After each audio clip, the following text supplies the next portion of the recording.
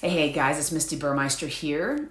I solve people problems. I work with leaders who love their work but ultimately want a more engaged and productive workforce. This is going to be a little bit of a different video. I literally just cried my eyes out.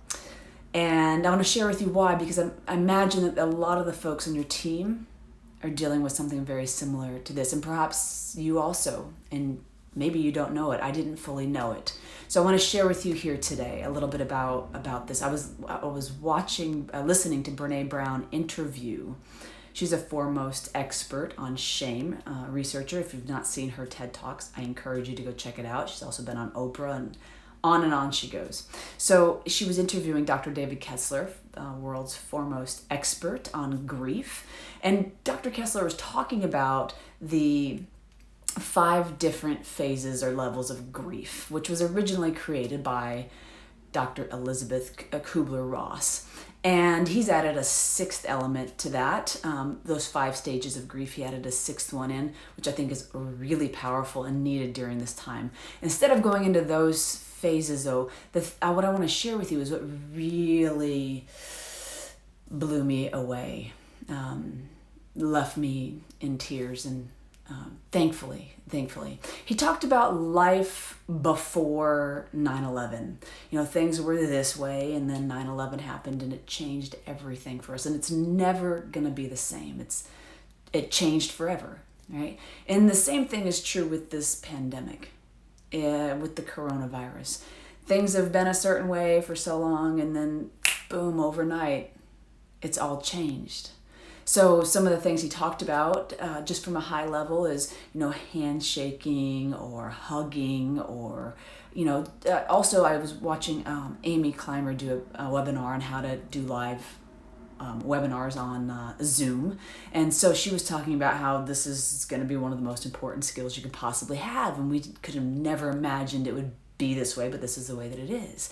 So when he talked about that, and he talked about never in the world have we ever collectively experienced this level of loss together, and really pointing out what are some of the losses, and recognizing that things are they're not going to be the same as they were before this pandemic. It's going to change.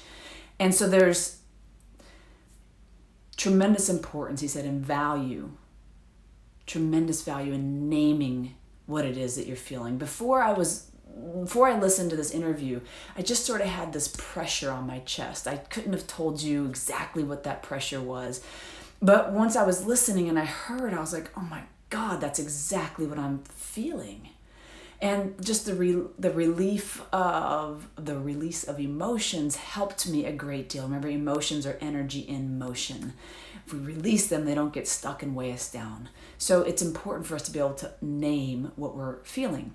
And just yesterday, I was listening to, in another conference call, I was listening to one person said these words, decision fatigue. And I was like, oh my God, that's exactly what I have going on right now. By being able to name it, I was able to make adjustments so that decisions could be super simple for me every day. Don't want to have to go through that decision fatigue anymore, as best I can.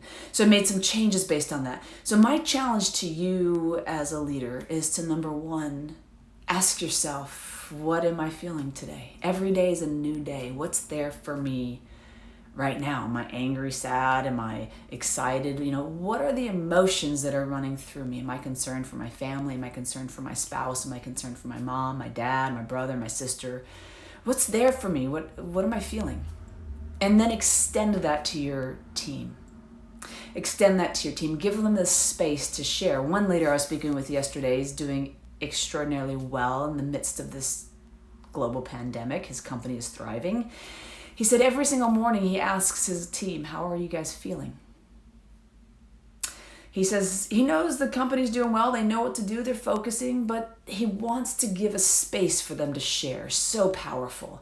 Because he knows they have family, friends, colleagues. We're all in this together. Nobody is exempt.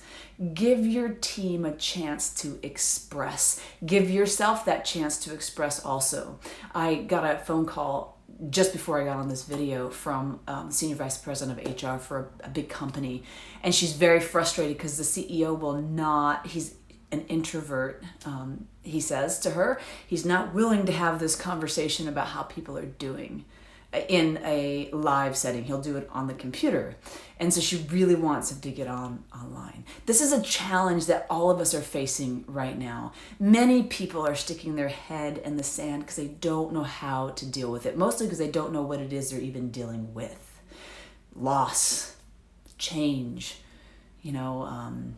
inability to make decisions, decision fatigue. There's a lot of challenges that people are facing. If we can just name it, then we can find we can release it, and then we can find a solution for what we need. I know for me, I did that yesterday. It made a big difference. So do that with yourself and with your team today. Ask yourself, how am I feeling? Give yourself the chance to answer that question, and then do the same for your team. All you need to do, by the way, with your team is just hold a space for them to share, which literally means it makes sense what you're saying. It makes sense. And they share, and if there are any solutions that can be, sometimes people just need to be heard. And sometimes there are solutions. For me, there was definitely some solutions around decision fatigue.